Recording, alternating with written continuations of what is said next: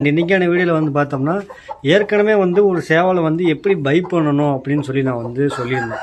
அதாவது சேவலுடைய முகலட்சணம் எப்படி இருக்கணும், சேவலுடைய உடல் அமைப்பு எப்படி இருக்கணும், சேவலுடைய கால் நிறங்கள் என்னென்ன இருக்குது, சேவலுடைய நிறங்கள் முக்கியமாக என்னென்ன இருக்குது அப்படின்ட்டு ஃபுல் அண்ட் ஃபுல் ஒரு காம்பேக்டாக என் மக்களுக்கு எப்படி ஈஸியாக புரியணுமோ அந்த அளவுக்கு ஈஸியாக நான் வந்து சொல்லியிருக்கேன். ஓகேவா? இன்றைக்கான வீடியோவில் நம்ம வந்து எதை பற்றி பார்க்க போகிறோம் அப்படின்னா, ஒரு சேவலை வந்து இப்போ நம்ம வாங்கிட்டு வீட்டுக்கு வந்தாச்சு. வீட்டுக்கு வந்ததுக்கப்புறம் டே 1 நம்ம என்ன பண்ணணும், என்னென்ன பண்ணக்கூடாது அப்படிங்கிற எல்லா விஷயத்தையுமே இந்த டே 1ஓட வீடியோ மட்டும்தான். இதில் அடுத்தடுத்த நாள் என்னென்ன பண்ணணும் அப்படிங்கிறத நான் சொல்லித்தரேன். சரிங்களா? ஃபஸ்ட்டு நீங்கள் ஒரு சேவலை வந்து வாங்கிட்டு வந்துட்டீங்க. அது வந்து பட்டாவாக இருந்தாலும் சரி, பட்டானா வந்து ஒரு 7 மாதத்து சேவல், இப்போ தான் வந்து ஃபஸ்ட் டைம் சண்டை போகிற சேவலாக இருந்தாலும் சரி, இல்லை ஒரு மேட்ச் ஜெயிச்சுட்டு வந்த சேவலாக இருந்தாலும் சரி, இல்லை ஒரு சண்டை 2 சண்டை வச்சுட்டு நீங்கள் வந்து வாங்கிட்டு வந்த சேவலாக இருந்தாலும் சரி. சரிங்களா? மூணுத்துக்குமே வித்தியாசம் இருக்குது.